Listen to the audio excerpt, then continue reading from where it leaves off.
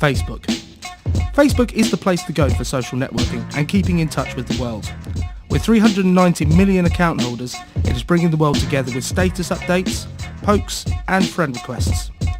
Originally set up in 2005 by college student Mark Zuckerberg with an annual turnover of $52, the business has swelled to $36 billion a year and has given us a new way of interacting with the world. This interaction has given us a new social landscape, with everyone's lives being exposed and opened up with just a few mouse clicks. Facebook has given users a wonderful insight into their friends' lives. I think it's a really good communication tool. It's very good to sort of keep in touch with your friends and speak to people. I think it's a great way of organising nights out, parties.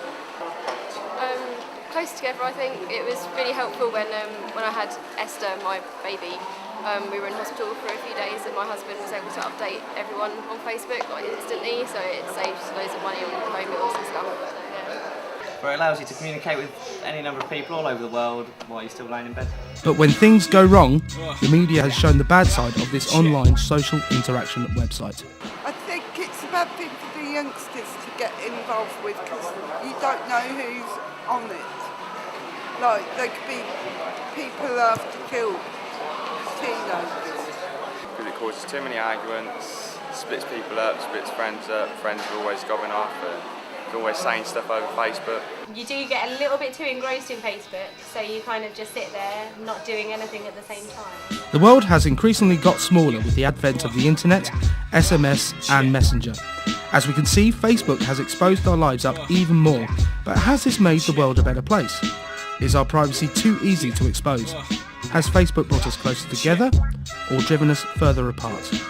Is Facebook our friend or our foe?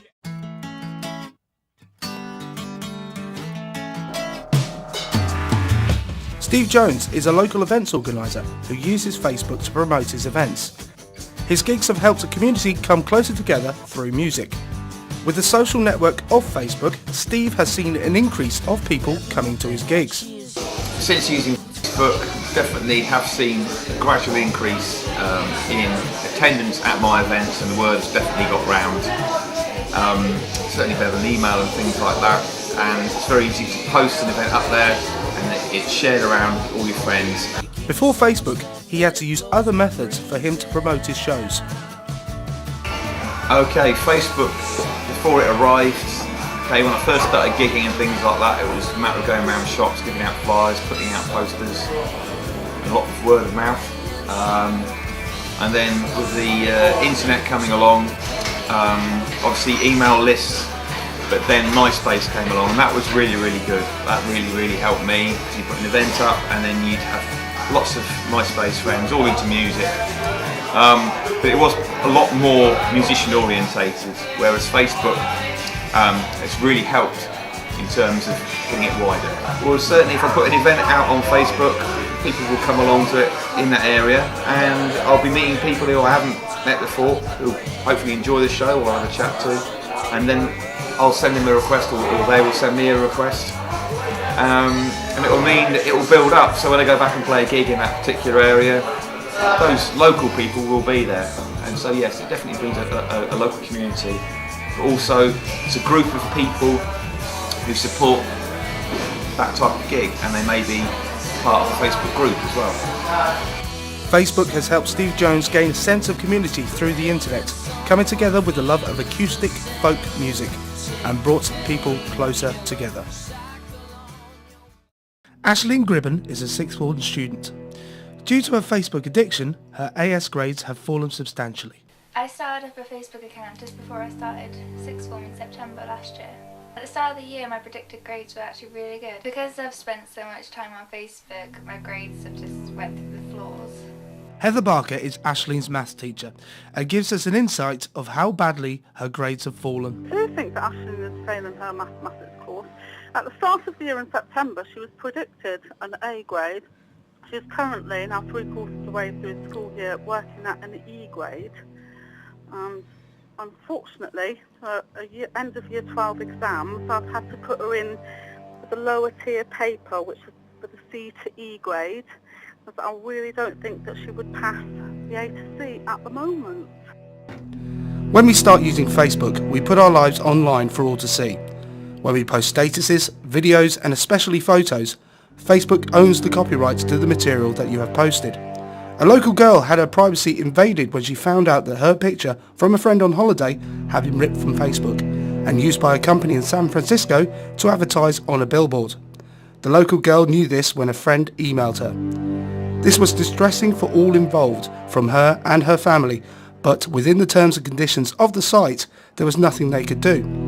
This invasion of privacy led the family to write this statement. I have no problems with my children using social networking to contact friends and share their personal lives through pictures, videos and status updates. However, when Facebook take it into their own hands to sell a picture of my daughter that she uploaded onto Facebook, I begin to wonder how safe she actually is. In the picture that a school friend of hers found on a billboard in San Francisco, she was only 14 years old.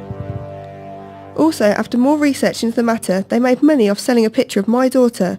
Also, she was 14, therefore they've broken the law as she's just a minor. I think Facebook taking these images is unacceptable and dangerous for young people. Therefore, I think Facebook is a bad thing and a foe to society. But how does it make us feel that our privacy can be so easily invaded?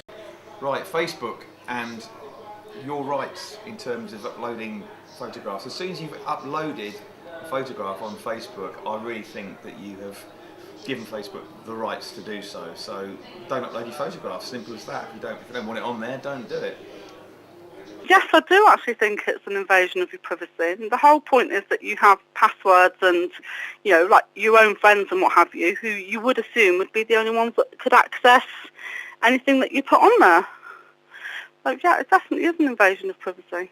I don't think Facebook have the right to your pictures because it's your personal pictures that you want just your friends and family to see. You don't want the world to see it. On the 25th of January 2011, a Facebook group was set up to protest outside an internet cafe where a man called Khalid Saeed was allegedly murdered by police on the orders of Egyptian President Hosni Mubarak. Online activists called for Egyptians to come out and protest, and over 90,000 people joined a Facebook group calling for action. This Facebook group attracted 600,000 people, including workers, bloggers, and even democracy campaigners. They liked the group, and the internet cafe was seen as a key organising centre for the protests against the murder. Police brutality, lack of free elections, freedom of speech, uncontrollable corruption, food price inflation, low minimum wage. The following issues were caused by Egyptian President Hosni Mubarak. His uncontrollable corruption had angered the citizens of Egypt that fueled protests. As the protests started, the government turned off the internet in the country to prevent the media from knowing or getting news through the internet. Little did the government know about the power of social media. The protesters communicated through Facebook and other social networks. Using Facebook, protesters were able to arrange protests that eventually brought down the domination of Mubarak. A month later, on the 11th of February, Vice President Omar Suleiman announced that Mubarak would be stepping down as president and turning power over to the Supreme Council of the Armed Forces. The council announced 2 days later that the constitution would be suspended, the Houses of Parliament dissolved, and the military would rule for 6 months until elections could be held again. Through years of bloodshed, Facebook and other social networks was the key to prevailing the end of a dictatorship by bringing the citizens of Egypt closer together.